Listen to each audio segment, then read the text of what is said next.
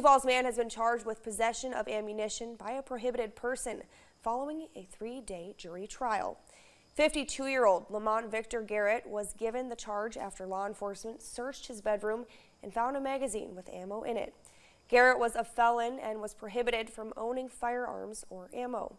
Now, the charge carries a maximum penalty of 15 years in federal prison and/or a $250,000 fine, up to 3 years of supervised release, and a $100 special assessment to the Federal Crime Victims Fund.